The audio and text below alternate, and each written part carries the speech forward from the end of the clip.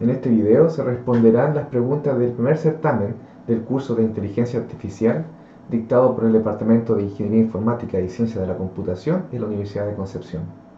En la primera parte se pide responder un conjunto de preguntas explicando de manera breve pero precisa el razonamiento detrás de cada respuesta. La primera de estas preguntas dice así: ¿es verdad que todas las heurísticas admisibles son iguales? Iguales en el sentido de que A estrella va a recorrer los estados en el mismo orden independiente de qué heurística admisible se está usando. Y la respuesta es no. No todas las heurísticas admisibles son iguales. Para explicar utilizaré un ejemplo. Vamos a usar como ejemplo el mapa de Romaña que tomamos muchas veces como referencia durante las primeras clases. Recuerden que aquí el objetivo era planificar una ruta óptima desde el nodo inicial, que era Arad, hasta Bucarest. Supongamos que tenemos dos heurísticas. Una heurística que va a ser la heurística perfecta, es decir, que para cada nodo va a tener como valor el costo real de la distancia entre ese nodo y el nodo de Bucarest. Es decir, la distancia real entre cada ciudad y Bucarest. Esa va a ser nuestra heurística 1. ¿Ya? Siguiendo la heurística 1, que es la heurística perfecta, los nodos que se van a expandir van a ser solamente aquellos en la ruta óptima. Es decir, se va a expandir primero Arad, luego se va a expandir Sibiu, Rymnicu-Vilcea y finalmente Pitesti. Va a ser el último nodo que se va a expandir antes de expandir la solución, que es Bucarest. Entonces, ahí tenemos el orden de los 5 nodos que han sido expandidos utilizando esta heurística perfecta, que por definición es admisible. Ahora consideremos una segunda heurística.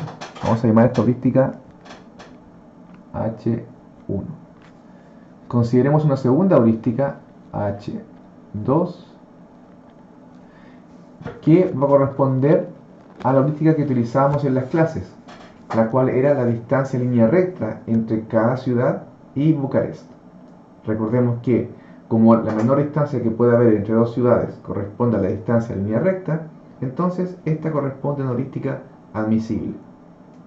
Si la condición de la pregunta fuese verdadera, entonces en cualquier otra heurística debería expandir la misma cantidad de nodos. Pero vamos a probar aquí por un contraejemplo que esto no es así.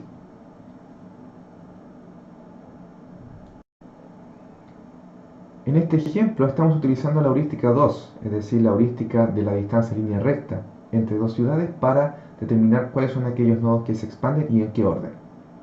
Partimos por supuesto en Arad, igual que el caso anterior, luego expandimos Sibiu, luego expandimos Rymnicu-Vilcea, pero a diferencia con la heurística 1, que era la perfecta, luego de Rymnicu-Vilcea, el algoritmo estrella con esta heurística H2 va a determinar que es mejor expandir Fagaraz. ¿Ya? Entonces, luego de expandir Fagaraz, va a darse cuenta que en realidad no fue una buena decisión y va a volver a expandir Pitesti. Y finalmente, entonces, luego de expandir Pitesti, va a determinar que el siguiente nodo a expandir es Bucarest y va a encontrar, en ese caso, la solución óptima. Entonces, comparando los nodos que son expandidos por estas dos heurísticas, donde ambas son admisibles, tenemos la siguiente tabla. Vemos entonces que hay una diferencia aquí. Fagaraz no fue expandido por la heurística H1. Por lo tanto, no podemos decir que todas las heurísticas admisibles son iguales respecto a los nodos que va a expandir. Esa entonces es la respuesta de la primera parte de la primera pregunta. La segunda pregunta es la búsqueda en anchura completa si el espacio de estados tiene profundidad infinita y un factor de ramificación finito? Aquí entonces revisamos la definición de lo que es completitud para un algoritmo. Un algoritmo es completo si es que, de existir una solución, está garantizado de encontrarla. Por lo tanto, en este caso, independiente que el espacio de estados tenga profundidad infinita, si es que hay una solución a alguna profundidad, aunque sea muy grande, el algoritmo de búsqueda en anchura lo va a encontrar. Se puede demorar mucho, pero lo va a encontrar. Ahora, si en esta profundidad infinita no hay una solución, entonces el algoritmo nunca va a terminar. Pero como la propiedad de completitud es condicional en la existencia de una solución, y de existir la solución debe existir alguna profundidad fija, entonces el algoritmo de búsqueda en anchura lo va a encontrar. Por lo tanto, la respuesta aquí es sí. Es completa por la razón que les acabo de explicar. Para la pregunta 1.3, ¿cómo se comportaría el algoritmo de templado simulado, también conocido como Simulated Annealing, si la temperatura T se mantuviese siempre con un valor 0? Aquí consideraré correcta dos respuestas. En clase conversamos de que si la temperatura se mantuviese con un valor 0, el algoritmo nunca va a escoger un estado siguiente, ¿cierto?, que tuviese un valor inferior al estado original. Por lo tanto, siempre va a moverse a estados que mejoraran su valor. Y en este caso, significa que va a tener un comportamiento similar al algoritmo de Hill Climbing. Por otro lado, basándose en el algoritmo que aparece en el libro, hay una línea que dice: si t es igual a 0, entonces devolver el estado actual.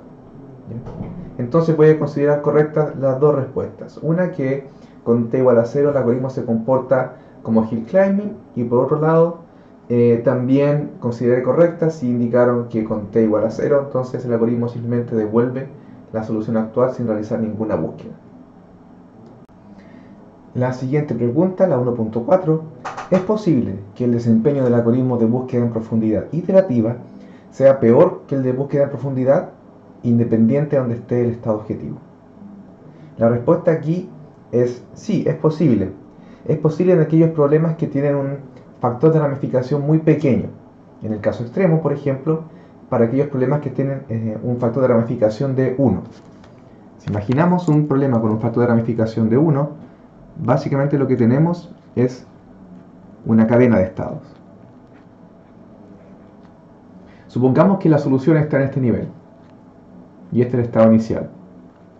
El algoritmo de búsqueda en profundidad va a encontrar la solución mucho más rápido que el algoritmo de profundidad iterativa, ya que el algoritmo de profundidad iterativa va a ejecutar nuevas búsquedas, ¿cierto?, aumentando en 1 la profundidad. Primero va a expandir este, luego va a empezar todo de nuevo a expandir este y este, va a empezar de nuevo a expandir este y este y este, y finalmente va a darse cuenta de que la solución está acá.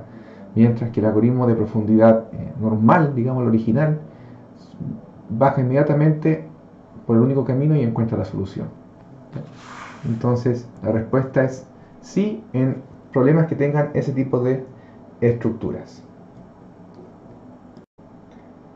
La pregunta 1.5 dice: ¿puede A estrella encontrar la solución óptima si se remueve de la lista open, o sea la frontera, cualquier nodo cuya valor de la función f sea mayor que el costo del camino de la solución óptima? Y la respuesta es sí, puede encontrarla, ya que si A estrella expande algún nodo, en el caso original con todos los nodos sin borrar ninguno, algún nodo que tuviese un valor mayor que el valor del costo de la solución óptima, ese nodo eventualmente no va a ser parte de la solución, claramente porque su costo es mayor. Por lo tanto, al quitar nodos que tienen un valor mayor que el camino de la solución óptima, simplemente estamos ahorrando posiblemente a estrella expandir estados que eventualmente no van a ser parte de la solución óptima. Recuerden, por ejemplo, el caso de la búsqueda del camino entre Arad y Bucarest con respecto al nodo Fagaraz. Si hubiésemos sacado el nodo Fagaraz, A estrella igual hubiese encontrado la solución óptima. Pensemos como otro ejemplo de este problema, el problema de llegar desde Concepción a Santiago, donde en este caso el costo del camino óptimo, es decir, este C estrella, correspondería al mínimo cantidad de kilómetros que debe recorrer alguien para llegar desde Concepción a Santiago. Supongamos que esos son 520 kilómetros. pero la gente no lo sabe. La gente desde Concepción puede ir a Los Ángeles, puede ir a Coronel, ¿verdad? Puede ir a Florida, Tomé, etcétera, para el siguiente paso. Y consideramos que la heurística para este problema sea la distancia de línea recta, es decir, lo mismo que el caso del mapa de Romania. Claramente la distancia de línea recta es una cota inferior de la distancia real entre una ciudad y Santiago. La distancia en línea recta entre Concepción y Santiago va a ser menor a los 520 kilómetros. Si del conjunto de nodos en la lista Open, en este caso la frontera, que sería, como decía yo, Cabrero o Los Ángeles, Coronel, Tomé, Bulnes, sacamos por ejemplo Coronel, ¿ya? Cuyo costo es mayor que el costo de la solución óptima, ya que línea recta desde Coronel a Santiago pueden haber 550 kilómetros. Línea recta desde Cabrero a Santiago puede que sean 530, son mayor que el costo del camino de la solución óptima. Por lo tanto, los podemos borrar y aún así A estrella va a encontrar la solución óptima, que sería en este caso irse por la ruta Tritata, ¿cierto? Directamente hacia Chillán. Por lo tanto, el borrar los otros nodos no va a impedir que A estrella encuentre la solución óptima. La segunda pregunta es con respecto al problema de misioneros y caníbales y tiene relación con la formulación de un problema. En este problema de misioneros y caníbales, 3 misioneros y 3 caníbales deben cruzar un río usando un bote que puede llevar a lo más a 2 personas. La restricción principal es que en cualquiera de las 2 riberas del río no puede haber más caníbales que misioneros, si es que hay misioneros, ya que de ser así los caníbales se comerían a los misioneros. Además, el bote no puede cruzar el río sin personas, ya no es un bote autónomo. La primera pregunta es, suponga que esté implementando un algoritmo para resolver este problema. ¿Cómo representaría el espacio de estados? ¿Cuál sería el estado inicial y objetivo o estado final? Una forma de representar el estado, no es la única, es pensando en un vector de 3 números, ¿ya?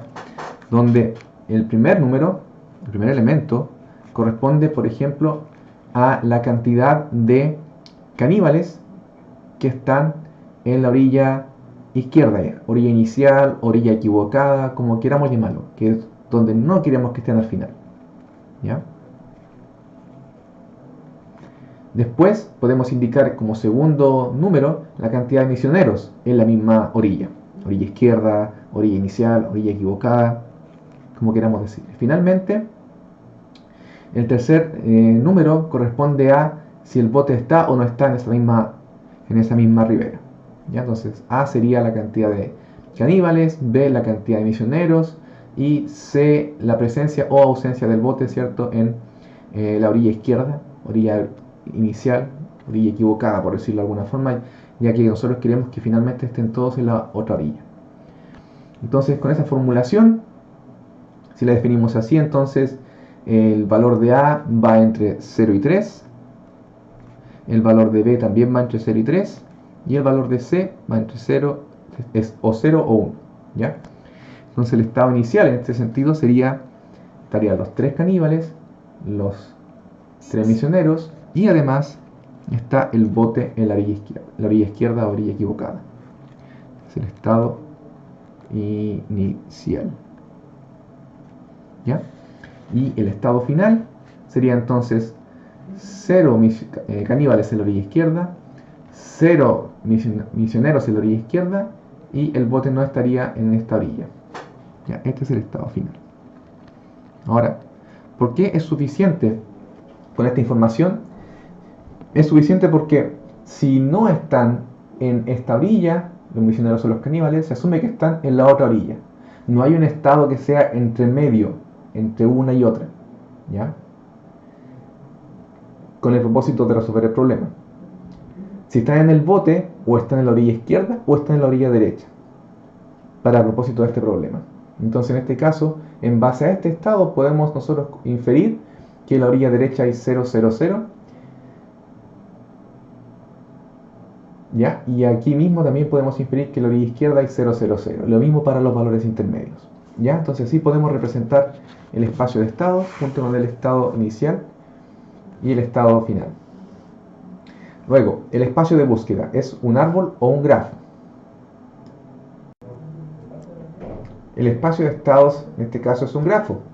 Piensen, por ejemplo, qué pasa si es que desde el estado inicial enviamos a un caníbal y a un misionero hacia la orilla derecha. ¿Ya? En el siguiente estado entonces tenemos dos caníbales, dos misioneros en la orilla izquierda, el bote estaría en la orilla derecha, ¿cierto? Y ahí estaría un caníbal y un misionero. ¿Qué pasa si ahora queremos traerlos de vuelta? Ya al traerlos de vuelta no violamos ninguna restricción y terminamos nuevamente en el estado inicial. Por lo tanto tenemos entonces un camino que nos lleva de vuelta al estado inicial.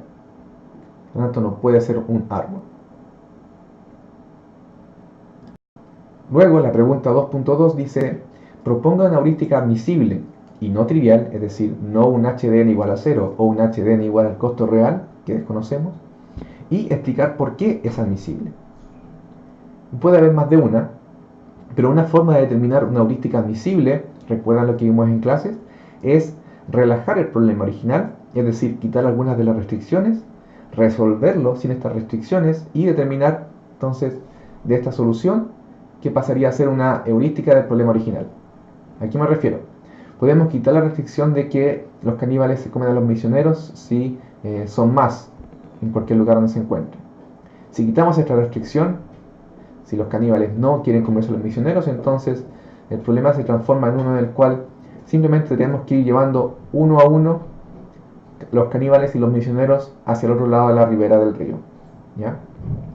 Y como cada dos individuos que cruzan el río, uno tiene que volver para buscar al siguiente, ¿cierto? Entonces, la cantidad mínima de viajes que se debería hacer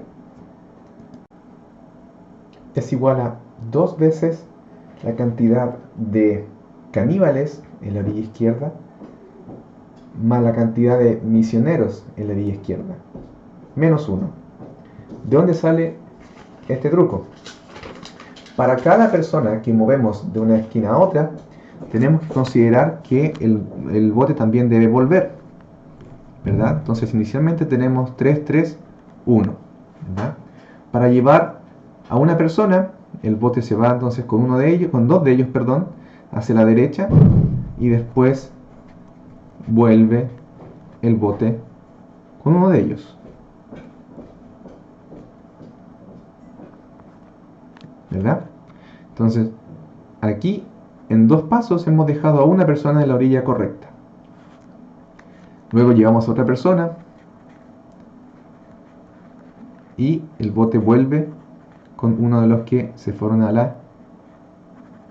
el bote al extremo derecho. Perdón, aquí esto debe ser un 1.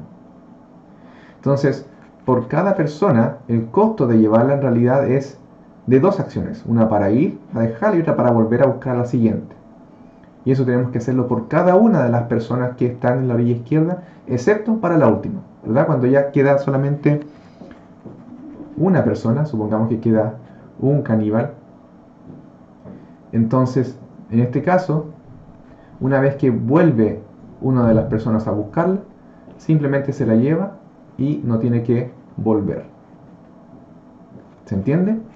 Entonces, la cantidad mínima de viajes, si no consideramos la restricción de que los caníbales se comen a los misioneros, es de 2 veces por 2 por la suma de caníbales más misioneros en la orilla izquierda, es decir, en la orilla equivocada, orilla inicial, ¿ya? Menos 1. Y esa entonces es una heurística admisible, ya que es la solución de una versión relajada del problema original en la cual los caníbales no se comen a los misioneros. Finalmente, para la pregunta 2, dice, aparte de A estrella, ¿qué otro algoritmo de búsqueda utilizaría para resolver este problema y por qué? Como les comentaba durante el certamen, no hay uno solo que sea el único que se puede utilizar. Hay algunos que no se pueden utilizar, pero hay varios que sí. Para esto tenemos que pensar por un lado en las propiedades de los métodos que hemos visto y también en las propiedades del problema. Este problema, por ejemplo, si lo piensan un poco, se dan cuenta que tiene un factor de ramificación pequeño, ya que son pocas las acciones que son válidas para cada estado, y además no es muy profundo, ¿ya? Es decir, vimos la cantidad máxima de movimientos que debían hacerse para llegar al objetivo. Como es un problema acotado, pequeño, se puede utilizar el primer algoritmo que vimos, que era completo y óptimo, y que el único problema era que era para problemas más grandes, ¿cierto? Era muy lento. El algoritmo de búsqueda en anchura. Ya que en búsqueda en anchura es completo y es óptimo, podemos utilizarlo ya que la complejidad temporal y espacial no se ve reflejada en el tamaño del problema de los misioneros y caníbales. Este es un ejemplo de un algoritmo que se puede utilizar y su justificación.